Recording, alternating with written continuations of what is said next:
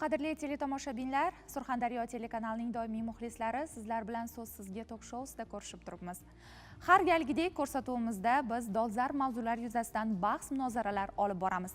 Bugun ham ko'rsatuvimizda eng muhim, dolzarb inson hayoti va salomatligini muhofaza qiluvchi mavzulardan biriga to'xtalamiz.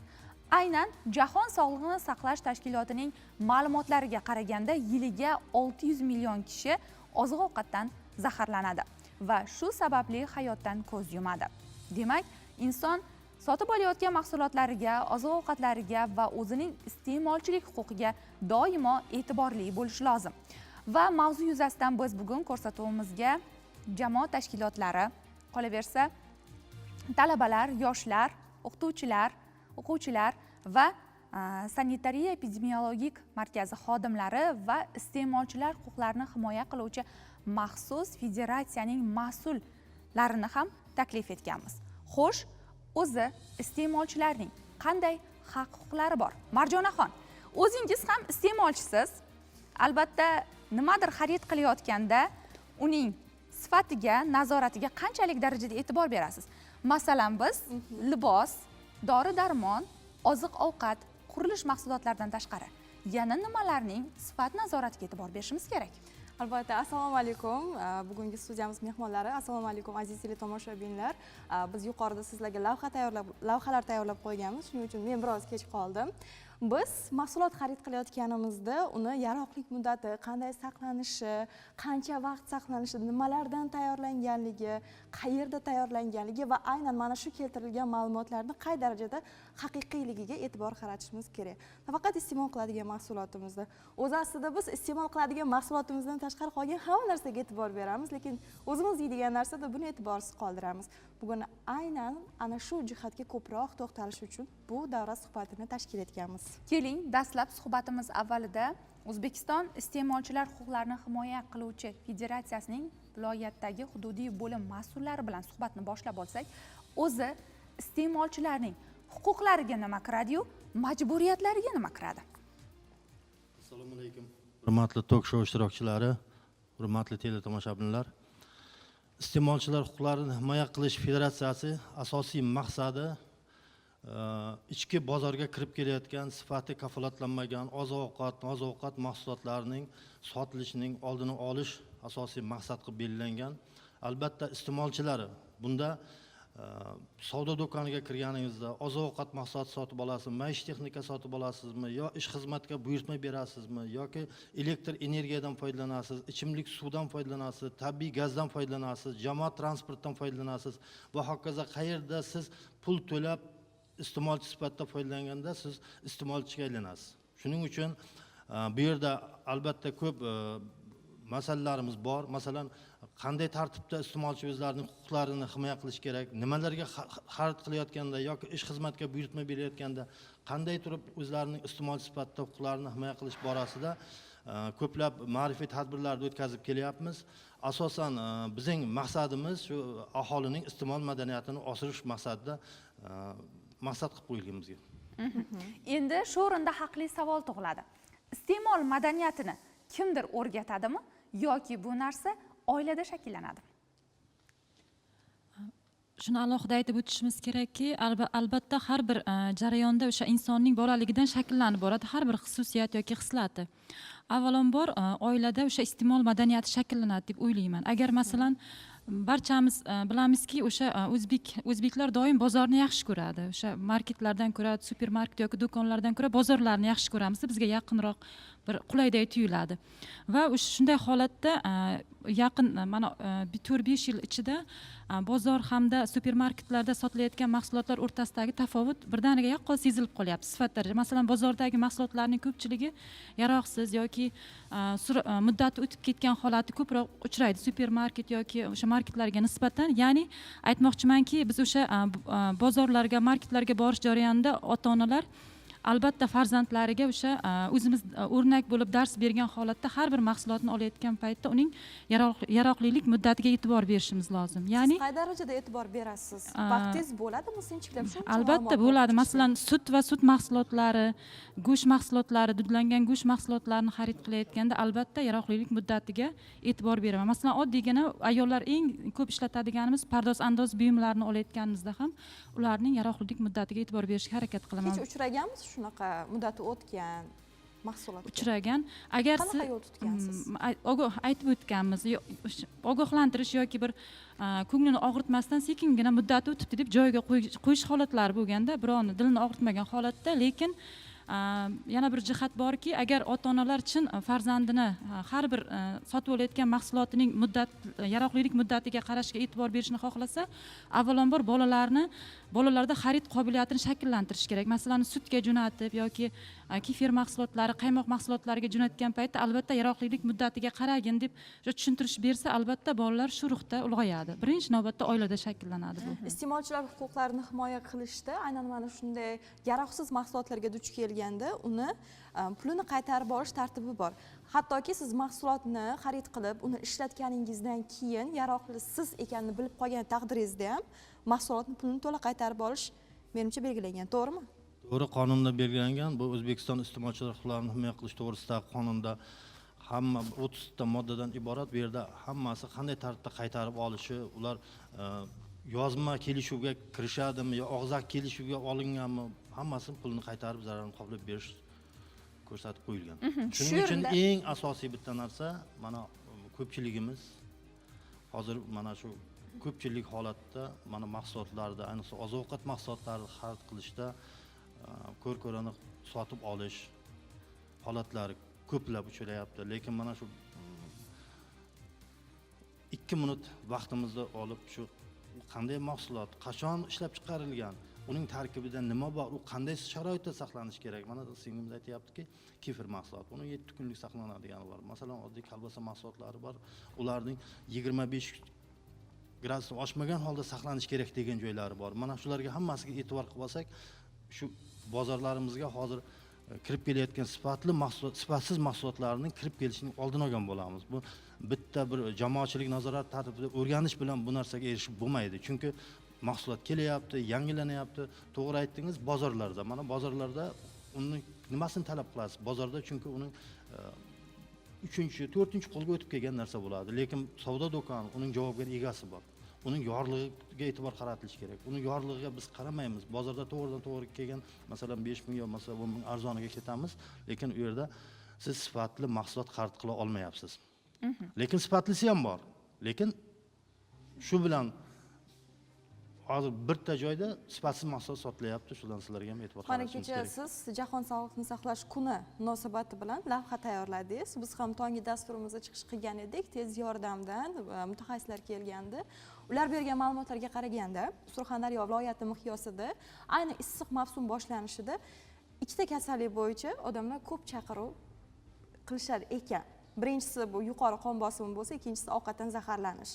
Birinchisi 60% da qon bosimi turadigan bo'lsa, ikkinchisi ovqatdan zaharlanish. Shu bilan bog'liq, ovqat bilan bog'liq muammolar bo'lar ekan. Yuqorida ham juda ham bu e'tibor qaratishimiz kerak bo'lgan, sog'ligimiz uchun nihoyatda muhim bo'lgan jihat. Buni chuqur o'ylab, tahlil qilib, muhokama qilishimiz kerak, to'g'rimi?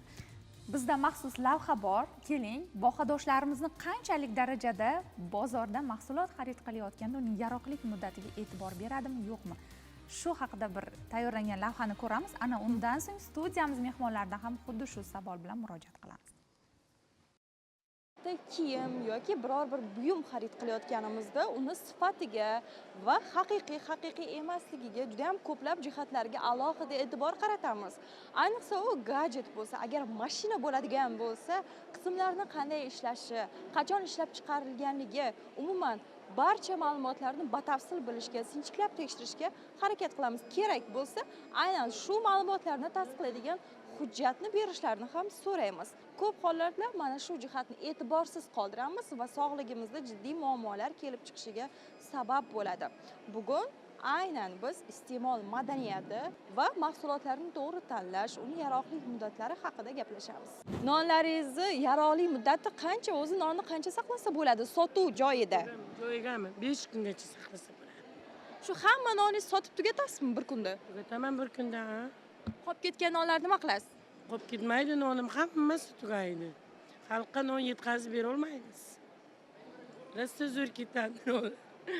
Nonni o'zi saqlash tartibi qanday bo'ladi? Saqlash mana tozagina qilib saqlaymiz, o'rab qo'yamiz, issiq chiqaramiz. Non yaxshi ketadi, xudoga shukr. Eng arzon narsa nonda. Ko'katingizni bir kunda sotib tugata olasizmi? Tugaydi. Tugamasa, masalan, qolib ketadigan ko'katlarni nima qilasizlar? Molga ketadi.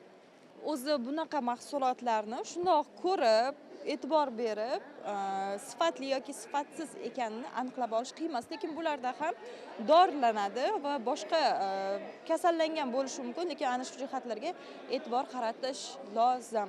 Har qanday holatda ham inson o'zini salomatligi uchun o'zi javobgar bo'ladi. Eng birinchi navbatda shuning uchun uyga olib borganda ham uni yaxshilab, yuvib, tozalab, hamma bosqichlardan o'tkazib, keyin iste'mol qilgan ma'qul. Aynan mana shunday mahsulotlarda ko'pchilik hollarda yaroqlilik muddatiga e'tiborsiz qoldirishadi, lekin do'konlarda sotuvchilar ularni o'zlari saralab kerakli joyga yo'naltirishadi yoki bo'lmasa doimiy o'zlarida yangi mahsulotlarni saqlab borish kerak. Hozir biz bu yerda ko'rib chiqamiz, qaysi bir yaroqlilik muddati o'tgan yoki o'tmagan. Mana bunday mahsulotlarda ko'pincha biz yaroqlilik muddatiga e'tibor bermaymiz, lekin uni topish o'zi ham qiyin, chunki orqasidagi ma'lumotlarda uni tarkibi qanday holatda mana 18 gradusdan yuqori bo'lmagan haroratda quruq joyda saqlansin degan va manzillar keltirib o'tilgan. Sotuvchimiz aytishiga qaraganda, uni yaroqlilik muddati korobkasida keltirilgan bo'lar ekan. Korobkada keltirilgan bo'ladi. Mana bu yerda, mana ishlab chiqarilgan vaqti 1 yil bo'ladi so'rogi buni. Shunda. Masalan, bu korobkada ozgina mahsulot bor, lekin bu yerda ko'p yoyib qo'yilgan. Oldingilari bilan aralashtirib yuborilmaganiga kim kafolat beradi? O'zimiz shunda nazorat qilib turamiz. Har 2-3 kunda surogilariga qarab, surog o'tgan narsa bizda bo'lmaydi, ulgurmaydi ham surog o'tishga. Mijozlarimiz yaxshi kelsa ham uzoq muddatda qoladigan narsalarimiz yo'q. Lekin baribir hamma narsani sotib yubora olmaysizlar. Muddati o'tganlari bo'ladi. Masalan, juda ham kam saqlanadigan narsalar bor. Ularni nima qilasizlar? Ularni chiqindiga tashlaymiz. Unga muddat o'tgandan keyin.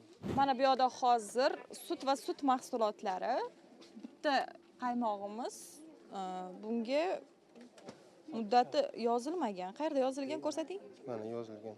7-aprel. Bugun nechisi? Ishlab chiqarilgan. 7-aprel demak. 7-aprel bu kunlik keladi. Saqlash muddati 7 kun. Bunda o'zlari mana Sanomil firmasida bizdan olamiz o'shalardan. Ular o'zlari kelib nazorat qilib, kunlik 1 kun qolgan, masalan 1 kun tugashiga 1 kun qolgan bo'lsa, o'zlari almashtirib ketadi. Bu 7-aprelda chiqqan bo'lsa, 14-aprelda yaroqlilik muddati tugaydi. O'sha kun ham yaroqsiz hisoblanadi bu. Lekin mana shu muddatni ustidagi qog'ozini almashtirib qo'ymasligiga kafolat bormi? Buni almashtirishda hech qanaqa iloji yo'q. Juda qattiq biriktirib joylashtirilgan bu narsa. Almashtirish hech qanaqa iloji yo'q bu narsani. O'z mahsulotlaringizni sotayotganlaringizda xaridorlarga yaroqlilik muddatiga qarang, saqlanish muddatiga qarang, tarkibiga qarang deysizlar. Ham hozir hamma muddatiga qarab, yaroqligi bormi, yo'qmi, shunisiga qarab olishyapti hozir hamma ham. Qancha bo'lishi mumkin? Masalan, muddati o'tib ketgandir balki. Yo'q, muddatini ko'rib olamiz biz. Qayerdan ko'rasiz? Bu alonda keladi-da, har mana idishasi keladi. Muddat. Mana qarang, 26 gacha mana. 17.05.2026. Ishlab chiqargan sanasi mana. Biz keyin buni bunaqa idishga odamlarga masalan bitta paketni o'zi qimmatroq qiladi. Buni idishga bo'lib chiqamiz-da. Lekin buni olayotgan odam yaroqlilik muddatini ko'rmaydi. Bu qog'ozni ochib olganlaringizdan keyin tashlab yuborishlaringiz ham mumkin, to'g'rimi? Yo'q, biz ko'rib olamiz-ku. Siz ko'rib olasiz, eslab qolasizmi ular so'raganda, hozir ayta olmadingiz-ku. To'g'ri, lekin mana buni ko'rib olamiz-da. Mana shu ishlab chiqarilgani va saqlash muddatini shunda o'ziga ham ko'chirib qo'ysa bo'ladi-ku. Bo'ladi, lekin. Shuna qilsalaringiz, menimcha do'konlaringiz obro'si uchun ham yaxshiroq bo'lsa kerak, to'g'rimi? Shunday qilmoqchimiz endi, qilamiz. Bundan keyin hammasi endi rivojlantiramiz-da, xulos qalom. Siz aytgandek. Bu yong'oqlar ham tez buzilmaydi, lekin baribir o'zini saqlanish muddati bor. Qancha? Bunimi? Savdochi chaqirishimiz kerak-da, mana odamimiz tushuntirib beradi-da, hammasini. Siz olib qo'ygansiz, muddatini so'raganmisiz? muddatini. Yana mana qarang, kiygalar mana svejin, mana ko'ryapsiz. Mana. Bu Lekin baribir bularni ham saqlash sharoiti va muddatini yozib qo'ygan yaxshiroq. Chunki xalqni bir o'zi hafta turadi bizga. Ketmadim, qaytarib beraveramiz. kimga berib yuborasizlar? O'sha egasiga. Tovarni. Ha, Qaytarib oladimi? qaytarib oladi. Bir hafta turadi, agar mana bu mana shu yerga ketmasa qaytarib beraveramiz.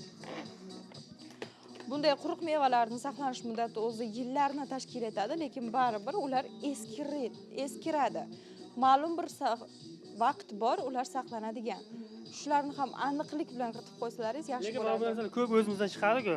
Siz aytgandek, muddat cheklanmaganda ko'p ekan. Cheklangan, faqat ma'lum muddati bor o'zini. Quruq meva bo'lgani uchun zo'roq saqlanadi, lekin uni ham saqlanish muddati bor. Endi mevalaringiz haqida gaplashadigan bo'lsak, mevalarni masalan muddati o'tib, yaroqsiz holatga kelib qolgan, masalan chiriganlari bo'lishi mumkin orasida nima qilasizlar ularni? Chiriganlar addel chiqarib, sharoit og'irlarga beraveramiz. Chirigan tomoni ham bor ekan. Buni olib ketadigan odam ham iste'molchi, u ham inson, uni ham salomatligi muhim. Lekin tanlov o'zini qo'lda bo'ladi deyishyapti sotuvchilarimiz. Xohlasa olib ketishadi, xohlamasa yo'q. Olib ketmasligi ham mumkin ba'zida salomatligini o'ylab. Keyin nima qilasizlar? Tashlavorasizlarmi? Tashlaveramiz. Shirinliklar bor, mahsulotlar bor, lekin uni sotadigan odam yo'q. Bo'lsalar ham gapirishni xohlamayaptilar. Bizga muddati kerak faqat. Muddatni so'ramoqchimiz. Qanaqa sharoitda saqlash kerak bu? Biz noto'g'ri narsa so'rayotganimiz yo'q. Shunchaki yaroqli muddatini qanday saqlanishini so'rayapmiz. Ular bizga narigi tomonda qandolatchilik mahsulotlari borligini aytishyapti. Bu yerda ham odamlar narsa sotib olishadi. Savolimiz javobsiz qoldi. Hurmatli iste'molchilar, e'tibor bilan xarid qiling. Har qanday narsani. Salomatligingiz hamma narsadan ustun. Yaroqli muddatini ayting. 15 kungacha turadi. Qanday saqlanish kerak? Mana shunday ochiq joyda saqlasak bo'ladimi? Bo'ladi. Kechqurun xolodilnikka solib qo'yamiz. Bularning usti hozir polietilen paket bilan qoplangan, chang tushmasligi kafolatlangan, lekin baribir yangi qilinganligiga bari e'tibor qaratishimiz kerak. Buni kafolatini qanday bilish mumkin? Sizni og'zaki aytganingizga odamlar ishonadimi har doim? O'sha ta'mini ko'radi, yeb ko'radi, yo'qsa oladi. Yo'qsa olamiz, yeb ko'ramiz. Endi keling, lavhada biz sotuvchilardan, aynan bozor rastalarida o'zlari ro'zg'orini tebratayotgan insonlardan yaroqlik muddati haqida, sotayotgan mahsulotini qanchalik darajada sifatiga e'tibor berish haqida so'rab ko'rdik. Endi studiyamiz mehmonlariga bitta savol bermoqchiman. Supermarketdan xarid qilishni afzal ko'rasizmi yoki bozor? Marhamat. Albatta bozorlardan ham xarid qilib turamiz, lekin ko'proq men o'zim supermarketdan xarid qilishni afzal ko'raman, chunki o'zim sifatga, yaroqlik muddatiga juda ham e'tibor qarataman, ayniqsa go'sht mahsulotlarida yoki sut mahsulotlarida, oziq-ovqat mahsulotlarida. Chunki oziq-ovqat mahsulotlarida ham chirigan yoki yaroqsiz bo'lganini ko'rmaganman o'zim. Bundan tashqari e'tiborga molik tomonida go'sht mahsulotlarida sertifikatlari, halollik sertifikatlari o'sha xolodilniklarda ko'rsatib qo'yilgan bo'ladi. Siz ularni to'g'ri baholash uchun ular haqida o'zingiz dastlabki ma'lumotlarga ega bo'lishingiz kerak. Keling sizga savol berib ko'ramiz. Tuxum qancha vaqt saqlanadi muzlatgichda? Muzlatgichda men o'ylashim bo'yicha Ochiq holatda qancha saqlanadi muzlatgichda? Muzlatgichda bir hafta deb o'ylayman. Ochiq holatda 3 kungacha ham bormasa kerak, ayniqsa biz sharoitimizda kunlar isimoqda tuxum mahsulotlari tez yaroqsiz holatga kelib qoladi. Tez yaroqsiz holatga kelib qoladi. Shunga ham e'tibor qaratasizmi? Shunday tez buziladigan narsalarni olishda? Ha, bunda ham supermarket afzal deb ko'raman, chunki bozorlarda o'zim ko'rganman, ochiq holatda, masalan, issiq havoda tuxum mahsulotlari sotayotganligi, unda masalan uncha ko'p mahsulot sotishga bir kun ulgurmaydi. Haftalab cho'zilib ketishi mumkin bu jarayon. Statistikada esa tuxum mahsulotlarini saqlanish muddati muzlatgichda 20 kun, ochiq holatda esa 5 kundan 7 kungacha. Shuning uchun uni ishlab chiqarilgan sanasiga, qadoqlanish sanasiga emas, ishlab chiqarilgan sanasiga, olib kelingan sanasi bilan adashmaslik kerak, e'tibor berish kerak va u yaroqli bo'lib turadigan muddatgacha o'zingiz hisoblab ko'rishingiz kerak. Albatta bularni to'g'ri tahlil qilib olish uchun esa o'zingizda bu ma'lumotlar oldindan fundamental ma'lumotlar bo'lishi kerak. Yuqorida biz supermarketlar afzalmi yoki bozormi dedik. Hozir supermarketlardan narsa xarid qilishni afzal ko'rayotgan vahodoshlarimiz o'z fikrlarini bildirishdi. Lekin bizda shunday narsa ham bor. Otang bozor, onang bozor degan. Masalan, shaxsan men bozorni afzal ko'raman. mazza qilib bozorga borasiz, talashib, tortishib, bahslashib, istagan narsangizni topa olasiz. Supermarketga kirganimda, masalan, bitta supermarketda loviya topa olmaymanmi? Shuni ola olmay ketaman. Supermarketda aylangan bo'lsam. Lekin bozorda mana bu sotuvchida o'sha narsa bo'lmasa, boshqasida bo'ladimi? Olaman va xaridim to'liq yakunlanadi. Mana shunday jarayonda bozorni ham, supermarketni ham plus minus tomonlari bor, ijobiy va salbiy. Nima deb o'ylaysizlar? Bozor haqiqatdan ham azaldan bizni qadriyatimiz, azaldan bizni doimiy og'rimizni yengil qilgan joy bozor afzal. Men uchun, sizlar uchun qanday? Albatta Durdonaxon hozir juda chiroyli bir fikr aytdingiz. Men uchun bozor afzal deb. O'zi qadimdan ota-bobolarimiz ham o'sha bozorga borgan, bozordan xarid qilgan. Hozir aytayapmizki, iste'mol madaniyati haqida aytayapmiz. Iste'mol madaniyati agar bilmadim, yaqinlarda shakllana boshladi bizning xalqimiz orasida deb o'ylayman. Supermarketlar, bular yaqindagina mana hech qancha yil bo'lmadi kirib kelganiga. Hozir mana to'g'ri haqiqatdan ham kimgadir balkim yoqadi supermarketdan savdo qilish, lekin men o'ylaymanki, albatta bozorda ham o'zingiz e'tiborli bo'lib savdo qilish men o'ylaymanki juda ham yaxshi. Chunki deganda bizning xalqimiz azaldan bozorga borib, ayniqsa tongda borishib bozordan bir oylik, bir haftalik qilib xarid qilib kelishgan. O'zimiz hozirgacha ham shundaymiz. Masalan, hozir ham ertalab borib tong bozordan nima kerak bo'lsa hamma narsani xarid qilib olamiz. Lekin to'g'ri, supermarketdan ham xarid qiladigan mahsulotlarimiz bor. Hozirgina aytayotganimizdek, ko'proq mana shu sut mahsulotlari, qatiq, kefir, mana tvoroglar, mana shunaqa mahsulotlarni, lekin men o'zim masalan ko'proq supermarketlardan olaman. Men o'ylaymanki, supermarketda ham hozirgi kunda endi mayli qaysidir jihatdan, lekin bozor afzalroq men uchun.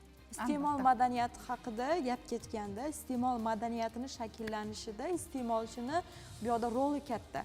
Agar o'sha sotuvchidan iste'molchi sifatli va yaroqli mahsulotni talab qilaversa, o'zi sotuvchini o'zi ham biladi, u mahsulot keyinchalik o'tmasligini, savdosi bo'lmasligini, shunga qarab ishlash tartibini tubdan o'zgartiradi. Agar bunaqa talab bo'lmaydigan bo'lsa, iste'molchilar ko'r-ko'rona olib keyin olib kelishadigan bo'lsa, umuman vaziyat o'zgarmasdan shu holicha qolib ketaveradi. Lekin baribir u yerda iste'molchining huquqi buziladi, to'g'rimi? E'tibor bermagan bo'lsa-da, uni bu e'tiborsizligi, lekin unga sotuvchi sifatli mahsulot sotishga majbur edi. O'zini majburiyatini buzgan bo'ladi, to'g'rimi? Iste'molchilarni faqat iste'mol qilinadigan narsalar haqida gapiryapmiz. Mana yaqinda bitta holat o'zimiz bilan sodir bo'lgan. Suv chiqarish nasosini sotib oldik. Nasos ishlamay chiqdi. Birinchisida ham o'sha do'kondan olingan nasos birinchisida ishlamay chiqdi. Uni olib borganimizda sotuvchi qaytarib oldi bir marta, keyin ikkinchisini yana berdi. Sotib oldik, unisi ham ishlamayapti. Keyin bitta do'kondan ikkita mahsulotni sotib olyapmizmi, ishlamayapti, boshqa do'kondan olishga qaror qildik. U keyingi safarda esa o'zlaringiz buzgansizlar, o'zlaringiz ishlata olmagansizlar degan talab bilan chiqdi. Lekin uni haqiqatdan ham yoqib ko'rganda rostdan ishlamayapti. O'zi ham kelib ko'ryapti, ishlamayapti, lekin u yoqda pulni qaytarish bo'yicha qancha vaqtda qaytarib berish bo'yicha muammolar yuzaga kelib qolyapti. Biz iste'molchilar huquqlarini himoya qilish bo'yicha qisqa raqamlar bor ekan. Unga qo'ng'iroq qilganimizda shanba bozor kunlari biz ishlamaymiz, birinchi kun bizga murojaat qiling. Shunda borib bizdagilar o'rganadi, bunga ma'lum muddat ketadi dedi. Lekin bu iste'molchini yuragini siqib yuboradigan holat. Unda nima qilish kerak? Federatsiyaning 1091 raqami. ishonch telefoni ishlab turadi. Faqat u haqiqatan ham shanba bozor kuni ish kuni emas. Ertalab 9 dan soat 6 gacha bemalol murojaat qilishingiz mumkin. Hozir sizning fikringiz bo'yicha suv nasosi bo'yicha gap ketyapti. Bitta suv nasosi emas. Siz uyingizda maishiy texnika sotib olasizmi, xaladnik bo'ladimi, konditsioner bo'ladimi? Uning kafolat taloni bor. Uni sotib olayotgan paytingiz shu sotuvchi sizga shu kuni sotdim. Uning kafolat muddati 6 oy, 1 oy, yo'qmasa 1 yil. Masalan, bitta artelni oladigan bo'lsangiz 3 yil kafolat muddati qo'yapti. Lekin 3 yilning ichida 1 yil servis xizmati va ehtiyot qism bepul. Keyingi 2-yilga o'tganingizdan keyin ehtiyot qismni o'zingiz olasiz. Servis xizmati bepul. Mana shunday joyga bor. Kim o'qigan bo'lsa, mana arteldagi sotib olsangiz, u yerda o'zining texnicheskiy pasport deb yozib qo'yibdi. Ana shu yerda yozib qo'yibdi. Mana Xuddi shuni shunday unda ham Xuddi kafolat shunday taloni bor. nasosda ham bor bu narsa. Qayerdan sotib oldingiz? Qo'ying. Lekin haqiqatdan ham to'g'ri murojaat qilgansiz. Siz agar Sham bozoriga to'g'ri kelgan bo'lsa, nasosingiz buzilgan holati bo'ladigan bo'lsa, biz uni dushanba kuni murojaatingizni qabul qilib olib, buni biz tegishli, masalan bizdagi hammasi ham mutaxassis emas. Uni ham o'zining mutaxassisi bor, ko'radigan. Masalan, mutaxassis xulosa beradi. Iste'molchining ham bu yerda majburiyati bor-da. Masalan, majburiyati bor. Masalan, soz narsani olib yo bir o'rnatishda, yo tashib yubordingiz, yo boshqa bo'ladi. Iste'molchi ham bu narsaga tashqi kuch ta'sirida unga zarar yetkazilgan bo'lsa, iste'molchining o'zi aybdor bo'ladi. Zararni Shunda o'zi sotuvchi bizga to'laydi. bunday javob berdi. Haqiqatan kafolat taloni bor. Bu mahsulot Denovda ishlab chiqarilgan. Agar bironta muammoingiz bo'lsa, Denovga olib boring. O'sha Yo'q. yerda iste'molchilardan kelgan odam ham rostdan Denovga olib borib, ular bilan birgalikda tekshirishimiz kerak deyapti. Shuning uchun lekin boshqa bir Jarqo'rg'on tumanidan u yoqqacha olib borib juda olib ko'p borish ovoz- qonunda 5 kilodan oshiq yukni olib borish majburiyatini sotuvchi, ishlab chiqaruvchisi aniq bo'lmasa, sotuvchi zimmasiga yuklatilgan. Unda siz hech qanday zarar ko'rmaysiz. 5 kilodan ortiq yukni ishlab chiqaruvchisi aniq bo'lmasa, sotuvchi o'zi zimmasiga tushadi. Aniq bo'lsa-chi? Aniq bo'lsa, ishlab chiqarish qobiliyati buni zimmasiga oladi. Demak, Denovga olib borilishi kerak Olib borilishi kerak bo'lsa, olib borib 5 kilodan ortiq yukni olib borib sotuvchi ishlab chiqarishga yuklatiladi bu masala. Lekin biz ham u yoqda bo'sh kelmaganmiz. Shuning uchun mutaxassis bu yerda xulosa beriladi. Masalan, bitta yaqinda bitta holat bo'layapti, televizorda o'rnatishguncha ko'proq nimasi bor ekan, mana shurupini ko'p xotirib beryapti-da, ekranga o'tib ketyapti. Unda iste'molchining o'zining bu yerda yozib qo'yibdi, qanday ishlatilishi, o'rnatilishini. Shuning uchun siz ham nasosda masalan uni birdaniga biz sotuvchini ishlab chiqarishni ayblashdan oldin uni mutaxassis ko'radi. Mutaxassis ko'rib xulosa beradi. Balkim elektr energiyaning noto'g'rilanishidan yo kuchlanishidandir yo boshqa holat bordir. Shunday ular xulosa berilgandan keyin biz ishlab chiqaruvchini ayblab zararni qoplab beramiz sizga. Shuning uchun faqat murojaat qilsangiz bizda 1091 telefon doim ishlaydi, faqat bu dushanba kuni masalan Sham bozor kuni ishlamaydi, boshqa kuni soat 9 dan 6 gacha doim ishlab turadi. Endi o'sha vaziyatda biz ham bo'sh kelmaganmiz. To'g'risi, shu voqea meni iste'molchilar huquqlarini ko'proq o'rganishga chorlagan desam ham bo'laveradi. Uni yaxshilab o'qib, o'rganib chiqib, 2 martada ham shu holat bo'lyapti. Keyin ustasini o'zimiz chaqirib kelganmiz. Denovga olib borish chunki juda ham noqulay, bilasiz masofani o'zingiz qancha bo'lishini. Keyin u haqiqatdan ham bu mahsulotlar talabga javob bermay, hammasini tekshirib ko'rib aytganki, bir hafta muddat ichida o'sha siz sotib olgan 1 millionga olingan narsa edi, pulini qaytarib bergan. Faqat u yoqda endi sotuvchi u mahsulot o'zi ishlab chiqarmagan, sotyapti, u ham endi alami keladi, jahli chiqadi, 950 ming so'm miqdorda qaytarib bergan. Lekin iste'molchilar huquqlarini himoya qilish borasida gap ketganda, yana ham qulay va tezkor xizmat ko'rsatish menimcha yo'lga qo'ygan yaxshiroq. Jismoniy yuridik shaxslarning murojaatlari bo'yicha bizda qonun bo'yicha ishlaymiz. Bu yerda 15 kun ichida ko'rib chiqilib, masalan, uni biz 15 kunga cho'zib olib bormaymiz. Agar hal bo'ladigan bo'lsa, mutaxassis xulosa bergan kuni uni zararini qoplab beradi. Masalan, qoplab berish imkoniyati bo'lmay, uni agar fuqaroning o'zi bilan, o'zining aybi bilan bo'lgan bo'lsa, uni ham aytamiz. Mana fuqaroning o'zining aybi bilan bo'lgan ekan bu narsa deyiladi. Maishiy texnika, qurilish mollari, kiyim-kechaklar-ku bir sari. Ammo dori mahsulotlaricha. Hozir mana sanitariya epidemiologiya osoyishtalik markazi xodimlari ham o'tiribdi. Dori mahsulotlarini, dori-darmonlarni sifati, ularning yaroqlilik muddati, nazorati qanchalik darajada olib borilyapti yoki bizning o'zimiz dori olayotganimizda, dorixonalarga kirganimizda qanchalik darajada yaroqlilik muddatiga qarayapmiz. Hozir mana shu mas'ul tashkilotlarga vohadoshlarimiz savollari bo'lsa ham yo'llashlari mumkin. Bitta narsa borki, bu inson bu yerda salomatligi ketyapti birinchi o'rinda. Chunki bu insonni kelajagi, uning hayoti haqida ketyapti. Demak, bunga befarq bo'lmaslik kerak birinchi navbat. Mana lavhadan kuzatyapmiz, bitta narsaga amin bo'lyapmanki, bu yerda iste'molchi ham, keyin sotuvchi ham iste'molchilik to'g'risidagi qonun borda. Shu qonunni yaxshi bilsa, demak jazolanish, unga jarima berilishi, demak ogohlantirish, bular haqida xabardor bo'lish kerak deb o'ylayman birinchi o'rinda. Va eng ahamiyatlisi, mana men do'konlarga bir kirganimda shu narsaga men amin bo'lamanki, muddati o'tib ketgan, lekin iste'molchi qayerga murojaat qilishni bilmaydi masalan. Kimga murojaat qilishdi? Shunga men taklif sifatida aytgan bo'lardim. Mana shu ishonch telefonlarini shu do'konlarda masalan qo'yib, peshtaxalardami shu raqamlarni qo'yib qo'ysa, demak shunga murojaat qilish kerak degan. Endi meni savolim shundaki, men o'zim ham shu narsaga uchragan, dorixonaga borganimda muddati bor, lekin uni soxtalashtirgan. Men shunday bir qaraganman, soxtalashtirish holatlari bo'lgan. Endi men aytmoqchimanki, qanaqa qilib iste'molchi uni soxtaligini, muddatlar qo'yilgan, qana bilsa bo'ladi, uni shtrix kodlarimi, shular haqida ham bir ma'lumot berib o'tsangiz. Shtrix kodlari bor. Shtrix kodlarni bemalol telefoningizga ham yuklab olib kirishingiz mumkin. Agar u bir-biriga to'g'ri kelmaydigan bo'lsa, bu sizga sifatsiz deb birdan chiqarib beradi. Bu shtrix kod bilan chiqasiz. Keyin ham bayam aytyapsiz, bu biz ommaviy axborot vositalari orqali mana ishonch telefonlarimizni berib kelyapmiz. Siz masalan hozir murojaatsiz kelib, mana yo'lmasa bizning idorani axtarib yurish shart emas. Uni to'qson biz qisqa raqam. Operator o'tiribdi, operatordan to'g'ridan-to'g'ri murojaat kelyapti. Lekin uni afzallik shundan iborat. Buni ommaviy axborot vositalarida ham berib borilyapti. Mana televideniya orqali ham berib borilyapti. 191 ga murojaat qiling deb. Mana shuning uchun unga murojaat qilishingiz mumkin. Dorining haqiqatdan ham dorilarning, masalan, u narsani dorilar ko'pchilik joylarda biz hozirgi kunda muddati o'tgan, yaroqlilik muddati o'tib, saqlash sharoitiga rioya qilinmaydigan dori vositalari hozirgi kunda bor. Biz bu jamoatchilik nazorati tartibida o'rganish o'tkazib, buni oldirib tashlab, tegishli tashkilot nazorat idoralari orqali ko'rsatmalar beryapmiz. Lekin bu kimgadir turibdi, u odam sog'lig'i uchun iste'mol qilinadigan dorining biz sog'lig'imizni tuzatamiz deb uni dorini xarid qilib, ertaga sog'lig'imizni yomonlashtiramiz narsa bilanda. Shuning uchun bu yerda biz bir marta o'tdik, jamoatchilik nazorati tartibida o'tdik. U bitta do'konga masalan shu Termiz shahrida 200 ga yaqin agar bo'ladigan bo'lsa, misol uchun dorixona bo'ladigan bo'lsa, uni doim nazorat qilib turishning iloji yo'q. Xuddi oziq-ovqatdagi dori ham aholining iste'moli uchun.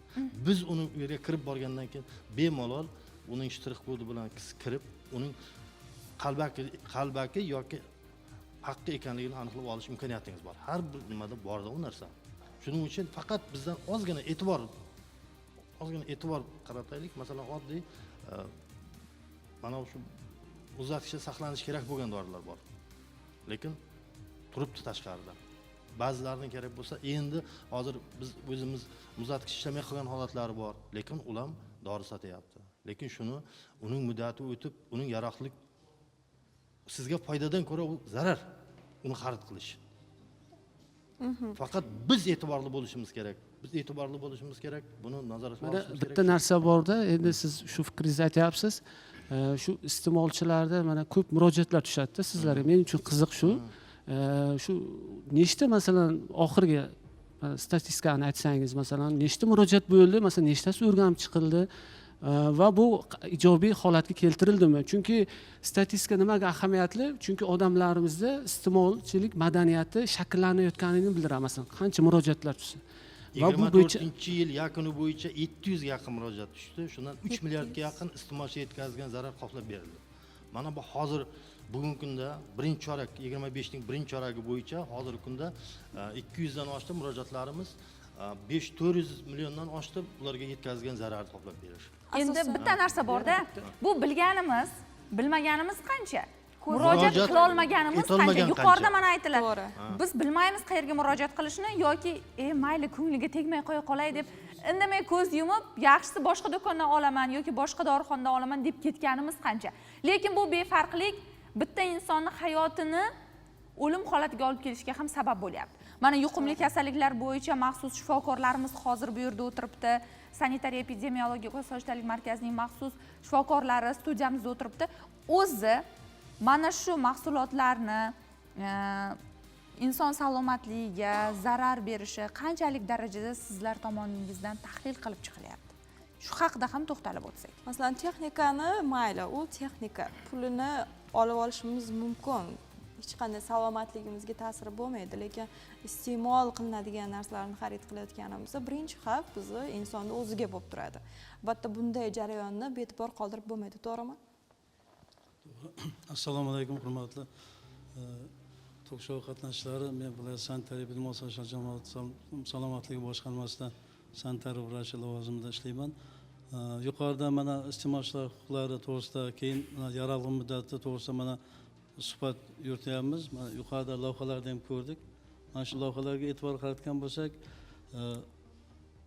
yaralg'in muddati bo'lib turgan mahsulotlar saqlash tartib qoidalari buzilgan holatda ham iste'molga yaroqsiz bo'lib qolishi mumkin. Mana yuqorida lavhada e'tibor bergan bo'lsalaringiz, boyagi oziq-ovqat do'konlarida o'sha keragidan ortiqcha mahsulotlar olingan. Bu yerda boyagi mahsulotlarni nima qilamiz? Saqlash tartib qoidalariga rioya qilishning o'zi imkoniyati yo'q. Mana shu do'konlarda nima deydi? Maydoni tegishlicha yetishmaydi. O'shaning uchun uni nazorat qilishni ham boyagi do'konchining o'zining nazorat qilishning ham imkoniyati yo'q. O'shaning uchun bitta narsani ham fuqarolarimizdan mana tibbiyot xodimi sifatida ham o'sha tadbirkorlarimizdan bir narsani so'rab qolardik. O'sha sotayotgan mahsulotlarni o'zini o'zi qisman nazorat qilib borishsa. Shuningdek mana iste'molchilarimiz mana bu nazorat organlari, masalan sanitariya boshqarmasi misol nazorat organlari bo'layotgan bo'lsa, uni doimiy boyagi o'sha tadbirkor subyektlarni doimiy nazorat qilishda imkoniyati yo'q. Endi sizga savol, savol. Yuqumli kasalliklar shifoxonasida ishlayman dedingiz, sanitar. Yo'q, men viloyat sanitariya boshqarmasida ishlayman. Viloyat sanitariya boshqarmasida ishlaymiz. Biz endi bu yoqlar bilan birgalikda, iste'molchilar bilan birgalikda va boshqa tegishli tashkilotlar bilan hamkorlikda dehqon bozorlari dedik, masalan, dehqon bozorlar boshqa joylarda hamkorlikda profilaktik tadbirlar, ya'ni o'sha sotuvchilar o'rtasida, aholi o'rtasida mana mahallalarda uchrashuv o'tkazamiz. Mahallalarda yashovchi aholi o'rtasida biz targ'ibot tadbirlarini olib boramiz. O'sha yerda targ'ibot tadbirlari jarayonida o'sha fuqarolarimizga biz tushuntirib o'tamiz. Masalan, o'sha har kim o'zining sog'lig'iga o'zi mas'ul ekanligini unutmaslik kerak. Masalan, o'sha mahsulotni olyapsiz, uyingizga olib borasiz, to'g'rimi? Bepul olmaysiz, uyingizga farzandlaringiz uchun xarid qilyapsiz. Mana yuqorida aytdik, o'sha farzandlarimizni mahsulotlarni xarid qilishga o'rgatishimiz kerak. Keyin mana bu o'zi sizda o'sha mahsulotni olyapsiz, sifatsizligi sizda shubha uyg'otyaptimi? O'sha mahsulotni xarid qilmang. Iloji boricha sifatli mahsulotni xarid qilishga harakat qilish kerak. Chunki o'sha o'zimizning sog'lig'imizga o'zimiz mas'ulligimizni unutmasligimiz kerak. Lekin mana yosh bolalar maktabda ketayotgan nimalar, o'quvchilar yo'lakda boshida Fanta, kola, yana bunaqa muz marojni chiqqan, o'shanaqa narsalar, quyosh nurida har qanaqa narsalar nima qilyapti. Lekin yuqoridagi tashkilot nimalari o'sha narsaga qay darajada ahamiyat berishadi? O'zi maktab oshxonasida nimalarni sotish mumkin emas. Oshxona-ku mayli, maktabni lekin mumkin bo'lmagan narsalar oshxonada sotiladi. Juda to'g'ri gapiryapsiz, to'g'ri aytyapsiz. Mana biz mana farzandlarimizni maktabga yuboryapmiz. Maktabga yuborayotganimizda uni agar ertalab o'qishi bo'ladigan bo'lsa, erta uyg'otib, yaxshilab, masalan, tibbiyotda bitta inson bir kunda 4 mahal ovqatlanishi kerak. O'sha 4 mahalni biz 100% deb oladigan bo'lsak, ertalabki nonushta 30% ertalabki nonushtaga to'g'ri kelishi kerak. Ko'pgina bolalar kech uyqudan turadi. Yaxshi nonushta qilishadi, lekin nonushtaning nimasi, marojniy boshqa narsa-ku, Fanta, kola, u boshqa narsa. Fikrimni yetkazib olay. Mana o'sha narsa biz nima qilishimiz kerak? Bolani yaxshilab ertalab uyg'otib, boyagi jismoniy faollikka, keyin yaxshilab ovqatlantirib, keyin mana maktab sizga boshqacha savol berdim. Men tushundim, savolingizga javob beraman. Savolingizga javob beraman. Yuqoridagi tashkilotlar nima qiladimi shu narsaga? Mana eshitib turing. O'sha bolani yaxshilab ovqatlantirganimizdan keyin bolaga tushuntirishimiz kerak. Ko'cha-kuyda, belgilanmagan joyda sotilayotgan mahsulotlarni bolam sotib olmagin deb tushuntirishimiz kerak birinchi navbatda. Hech kim lekin maktab oshxonalarini qay darajada tekshirasizlar? Maktab oshxonalarida nima sotilishi mumkin emas. Biz bu bo'yicha ham masalan o'rganayotgan maktablarda, tekshirayotgan maktablarda doimiy nazorat ishlarini olib boramiz.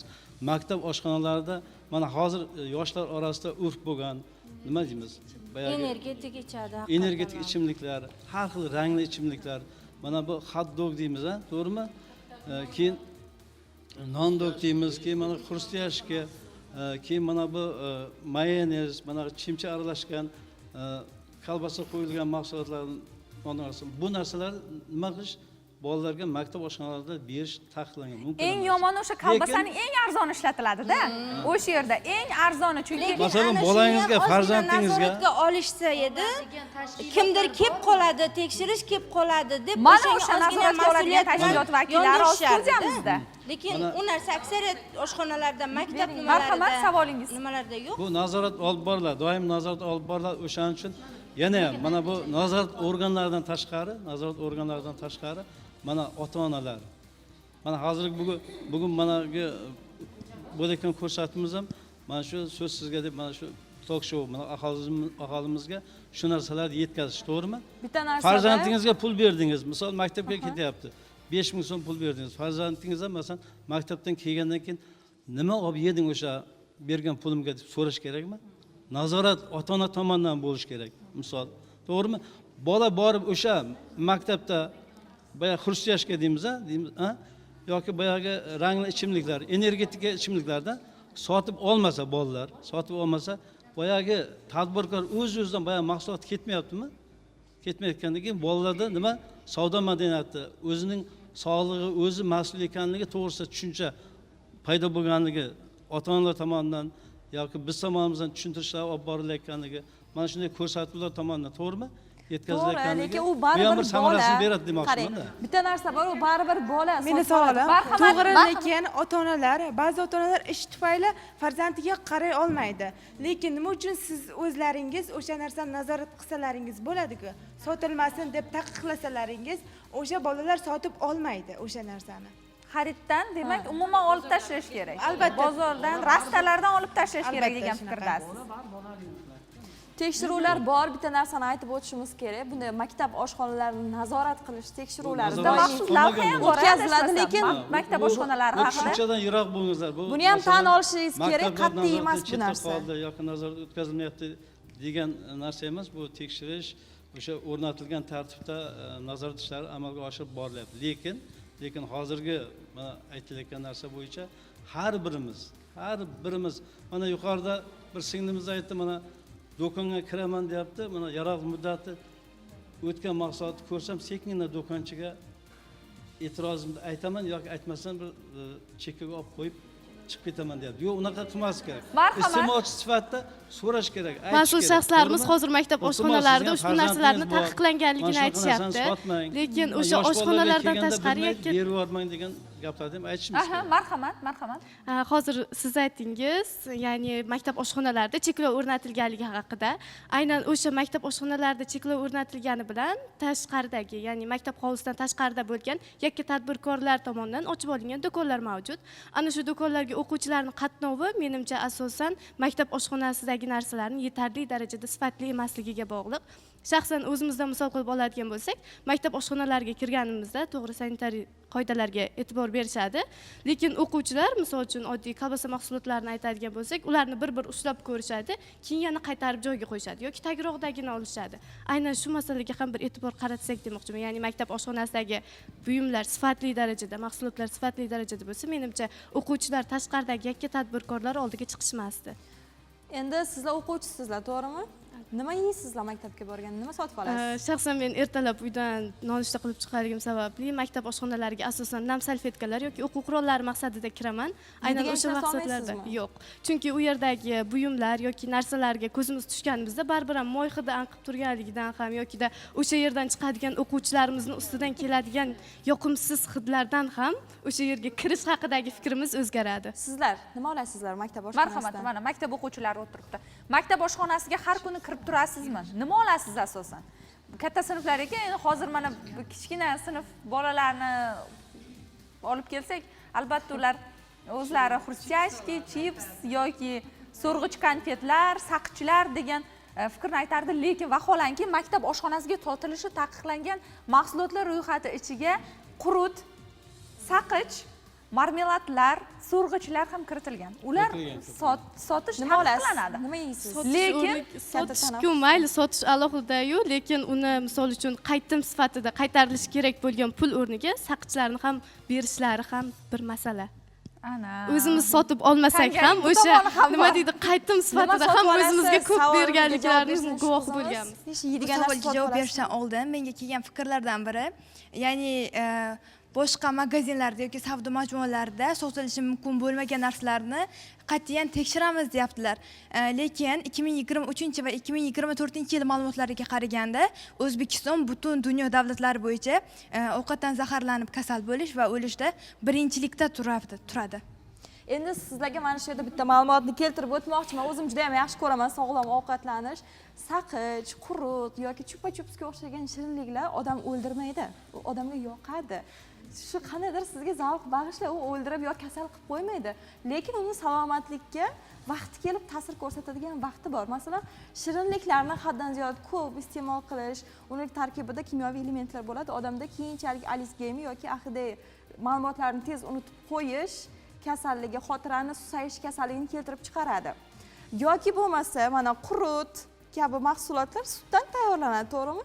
Yuqori miqdorda tuzi bor, lekin u inson organizmida bu narsalar yig'ilib borib, buyrak bilan bog'liq bo'lgan kasalliklarni keltirib chiqarish mumkin yoki qonda zaharli moddalarni ko'p ishlab aralashib ketadi. Bu narsalarga ham bu ziyon emas-ku, qadoqlangan-ku, olaversin degan tushuncha bor xayolimizda. Lekin taqiqlangan shu jihatdan. Bo'ladimi? Marhamat. Bir narsani qo'shimcha qilsam, mana yuqorida ovqatdan zaharlanish deyapmiz. Keyin mana hozir kunlarning isishi bilan mahsulotlar to'g'ri saqlanmagan mahsulotlar, tez buziladigan mahsulotlar nima bo'ladi? Tez ayniydi. O'sha xaritgan insonda o'shanga insonning organizmida unga javob reaksiyasi bo'ladi, to'g'rimi? Javob reaksiyasi bo'ladi. Oshqozon ichak faoliyatining buzilishi, o'tkir diareya degan kasalliklarimiz bor. Bularni biz shu ovqatdan zaharlanishdan mana infeksiyamiz hamkasbimiz ham o'tiribdi, bulardan biz farqlashimiz kerak. Keyin ham yuqorida mana sizlarni yana bir e'tiborlaringizni uchun aytmoqchiman. Maktablarda masalan o'sha Vazirlar Mahkamasining 352 sonli qarori bor. 352 sonli qaror asosida yillik reja jadval tuzilib, maktab ta'lim muassasalari bilan kelishilgan holda belgilanib, o'sha nima deydi, oraliq anavlarda tekshirish ishlari olib borilyapti. Bitta maktab oshxonasi qancha vaqtda nazorat qilinadi? Tadbirkorlarni oladigan bo'lsak, bitta maktab oshxonasi. Masalan, maktab oshxonalari tadbirkorlar. Masalan, tadbirkorlik subyektlari o'sha vakillik organi bilan kelishilgan holda hozir bizda baholash tizimi tashkil etilgan. Shu baholash tizimi orqali har 6 oyda bir marta tekshirish ishlari. Bu qanday ishlaydi? 6 oy ichida kimdir zaharlanib, endi eshitib turingizlar, yana bir narsa. Masalan, bozorlar deyapmiz, dehqon bozorlari. Dehqon bozorlari kelayotgan mahsulotlar, dehqon bozorining o'zining tarkibida laboratoriyasi bor. Endi biz hozir mana ko'rsatib juda yaxshi mavzu tanlangan. Bu nafaqat studiyadagilar, balki vohadoshlarimiz ham o'zini ancha o'sha iste'mol huquqlarini bilib oldikda. Bu endi hozir juda ko'pchilik aytyapti, xaridorda iste'mol madaniyati shakllangan bo'lishi kerak, oilada shakllangan bo'lishi kerak, lekin xaridorda shakllangan bilan bu sotuvchida shakllanmasa nima qilishimiz kerak? Masalan, bu akaga men bir savolim bor edi.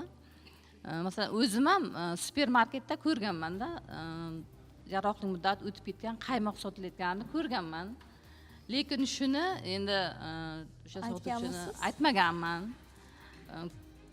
Ko'rib indamay chiqib ketganman-da, o'sha xarid qilmasdan chiqib ketganman. Masalan, sizlar xodimlar xuddi shunday holatga tushsalaringiz, yaroqli muddat o'tib ketgan o'sha mahsulotni do'kondami, bozordami o'sha sotilayotganini ko'rsangiz, qanday choralar qo'llaniladi ularga nisbatan? Shu haqida fikringizni aytsangiz, bu haqda bo'lgansizda, o'sha mahsulotni shunday ochib tashlab, uni xaridorga olib borib ko'rsatib, bu haqida ham ma'lumotga ega bo'lardik-da. Masalan, biz shu o'zbekchiligimizga boramizda, andisha qilamiz biz.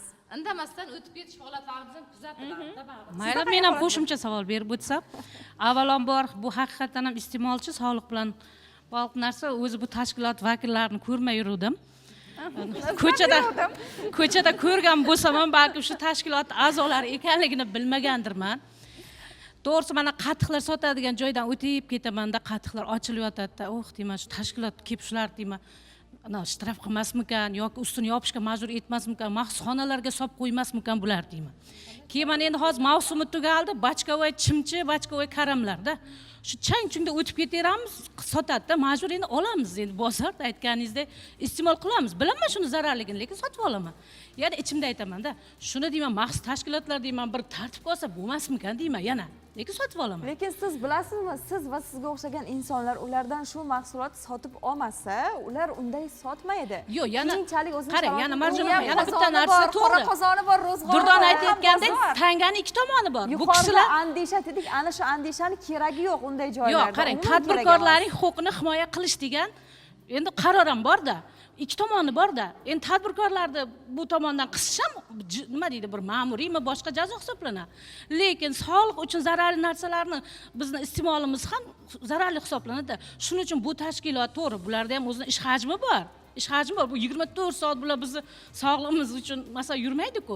Lekin qay darajada bu tashkilotda balki odamlar yetmayotgandir, xodimlar yetmayotgandir, nazoratni sal kuchaytirish kerakdir, shtatlarni oshirish kerakdir. Yo'q, yana bir qanday narsa qaraysiz? bo'ladi. Firuz opa, tashkilot vakillari kelganga boyagi tartib, intizom, tozalik bo'ladi-da, ular ketgandan so'ng biroz ses kelyapti deb dokalarni yopib oladi. Bir narsani aytmoqchiman. Nima deb o'ylaysiz? Men boyagi Siz xodimi bo'lib bozorga borsangiz qanday bo'ladi-yu, o'zingiz narsa xarid qilishga borganingizda qanday bo'ladi? Bir narsani unutmaslik kerak.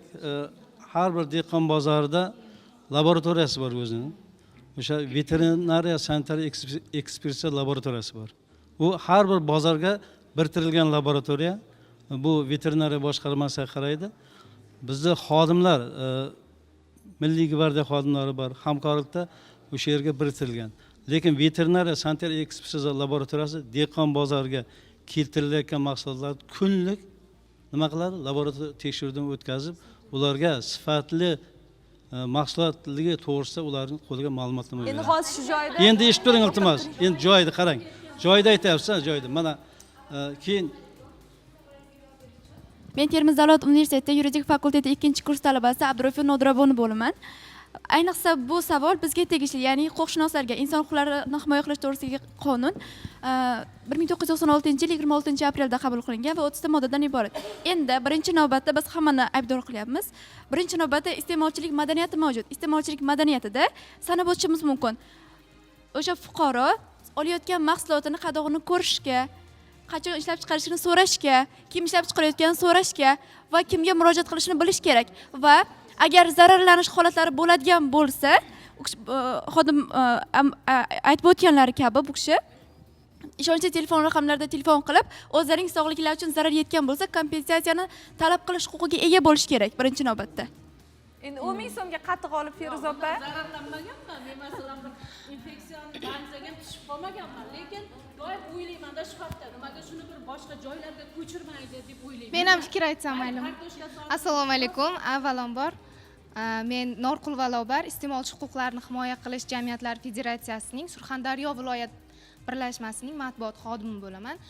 Yuqoridagi fikrlarni inobatga olgan holda iste'mol madaniyati qachon shakllanadi? Dastlab ovqatlanish tartibini to'g'ri yo'lga qo'yganimizdan keyingina shakllanadi. Ertalab hamma xalqimizda bitta gap bor. Ertalabki nonushtani o'zing qil. Obeddagi tushlikni, o'sha tushlik vaqtini do'sting bilan qil. Kechkini dushmaning bilan qil degan. Biz hozir yuqorida aytyapmiz, maktablarga taqiq qo'yaylik, yoki tadbirkorlikka taqiq qo'y. Baribir o'quvchilar och qolasizlar-ku. To'g'rimi? Yoki suv ichkilaring keladi, yoki mazalaring qochib qolganda taqdirda ham suv ichishlaringiz kerak-ku. O'shanda nima qilishimiz kerak? Shunchaki e'tibor berib, o'zimizga e'tibor berishimiz kerak. Birinchi o'rinda ota-onalar ham ishga ulgura olmasligi mumkin deyapmiz, lekin baribir ularning ham farzandi och qoladi. Masalan, Yevropa mamlakatlariga e'tibor qaratadigan bo'lsak, maktablarda o'quvchilar o'zlari bilan ovqat olib boradi. Ota-onalari ishonmaganligidan, masalan, kimdir ota-onasi ishonmagandan o'ziga ovqat solib beradi. Biz ham menimcha o'shalarni inobatga olgan holda dastavval e'tiborni o'zimizga qaratsak, iste'molchi sifatida to'g'ri ovqatlanay, qaray, ertalab nima yeyapman, obedga nima yeyishim kerak, dieta qilishim kerak. Ayrimlar dieta bilan ovqatlanadi. Hozir bu yoqqa bitta muhokamali savol tashlaymiz unda. Iste'mol huquqini buzilishida kim aybdor? Sotuvchi aybdormi, xaridor aybdormi? Iste'mol huquqini buzishda iste'molchini o'zi aybdor. Chunki men agar o'zimni huquqimni bilmasam, demak hech kim keyin qanaqa qilib o'zim oqlab olaman masalan. Birinchi o'rinda o'zim huquqimni o'zim bilsam, Qo'shtirnoqchidagi tadbirkorlar ular halol luqma sotmasa, shunchaki nomiga boyib ketish uchun yoki sotayotgan narsasi o'tishi uchun harakat qilaversa, biz o'zimizni huquqimizni ba'zan anglab, ba'zan anglamay nimadir olib ketaversak, masalan men qararman. Meni 80 yoshli buvim do'konga chiqsa nimaga qaray oladi Lobarxon? Siz nima deb o'ylaysiz? Onalar, mana o'zingiz ayting. Maktabda shunday vaziyatlar bo'ladi. Baribir bola ertalab nonushta qildirdingizmi? Shaxsan meni o'zim, farzandlarim ham bor, ertalab choy ichadi.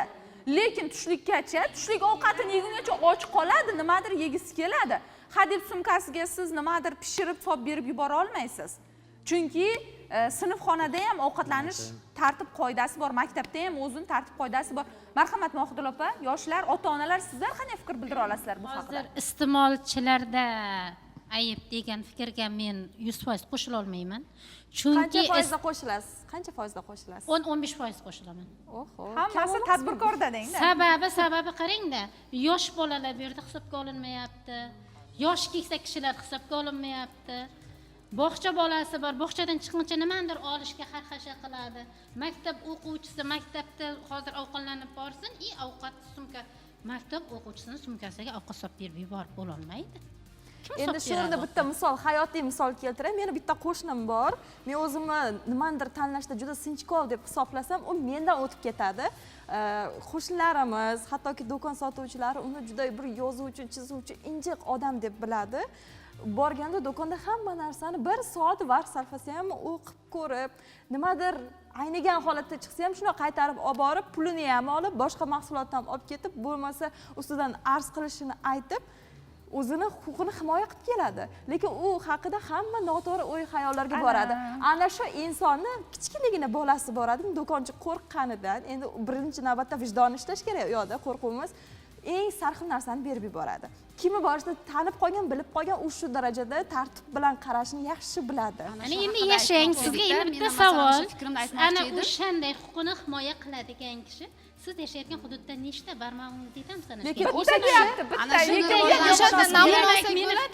lekin u inson iste'molchida eng qizig'i sotuvchi emas, iste'molchi. Ana shu iste'molchilar bizlar hammamiz hal 10-15% o'zini huquqini talab qila oladiganlar chiqadi. Nima uchun hamma talab qilmaydi? Qolganlari qarang, keyin iste'mol qilinayotgan narsalar mana hozir efirga kuzatding, qo'ydingiz, men kuzatib o'tiribman, pishiriqlar nima uchun egasi chiqmadi? Chunki u gigienaga javob bermaydi. Bozorda ochiq holda turibdi. Kunning harorati hisobga olinmayaptimi? Chang bizni changimiz hisobga olinmayapti. Endi u yoqda biz kamerada borganmiz. Shu fikrga nima uchun o'tirsam maylimi? Keyin maktab o'quvchilariga asos e'tibor qarataylik. Shu mavzu bir boshlandida, yana yopilib qoldi. Maktabda o'zining oshxonasidagi holat bilan ko'chadagi holatda taqqoslayapti.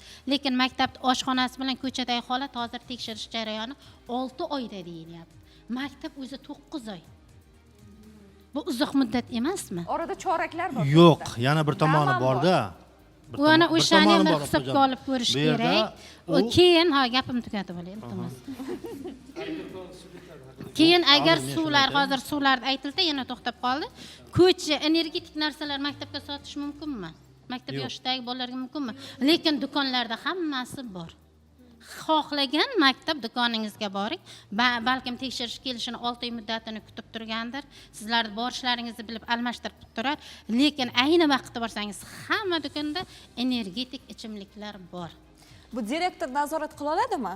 Bu yerda umumta'lim maktabda direktor. Xuddi shunday. Bu Sog'liqni saqlash vazirligi tomonidan maktab oshxonalarida sotilishi mumkin bo'lgan, mumkin bo'lmagan oziq-ovqat mahsulotlarining ro'yxati shakllangan. Buni u tadbirkor maktab direktori bo'sh turgan obyektlarda nazorat qilish bu 3 tomonlama shartnoma bor. U yerda shartnomasida nazorat qilishda kerak maktab direktorining o'ziga yuklatilgan. Hozir borsangiz ko'pchilik maktabda shundayga Sog'liqni saqlash vazirligi tomonidan mana bu oziq-ovqat mahsulotlari sotilishi mumkin emas deb yozib qo'yibdi. Lekin kirsangiz uning teskarisi. Direktorda demak vakolatida bormi shu mahsulotni sotma deyish. Chunki mana hozir Dudonaxon opa bilasiz, xususiy maktablarda maxsus oshxonasi bor, shu ovqat tayyorlab o'quvchilarga beriladi va u hududdan dars vaqtida chiqib ketish mumkin emas va u yerda do'konlar yo'q. Bolalar chiqadi, oshxonada ularga berilgan ovqatni iste'mol qiladi, yana darsiga qaytib kiradi. Direktor tomonidan bu narsa nazorat qilinadi. Bunday xususiy maktablar, men qaysi birini aytmoqchi bo'layotganim o'zingiz yaxshi bilib turibsizlar. Bunday qat'iy nazorat qilinadigan. Marhamat, oddiy umumta'lim maktablarga ham aytmoqchi edim. Mana shunday sinflar, mana men ishlayotgan, faoliyat olib borayotgan maktabimizda bor. Pullik sinflar tizimi yo'lga qo'yilgan. Ularga maktabda, masalan, hozir aytilyapti, maktabda sotiladigan narsa talabga javob bermaydi. Maktabda issiq ovqatlar ham bor. Maktabda ovqat pishiriladi, lekin xususiy maktablarda ortiqcha narsalar yo'q. Yo'q, ortiqcha narsalar bo'lishi mumkin. Faqat men aytmoqchi bo'lgan fikrim, biron bir talab bo'lgan joyda albatta shu narsa sotiladi. Boya masalan pishiriqlarni kimdir sotib olyapti-ku, o'sha narsa yana kirib kelyapti.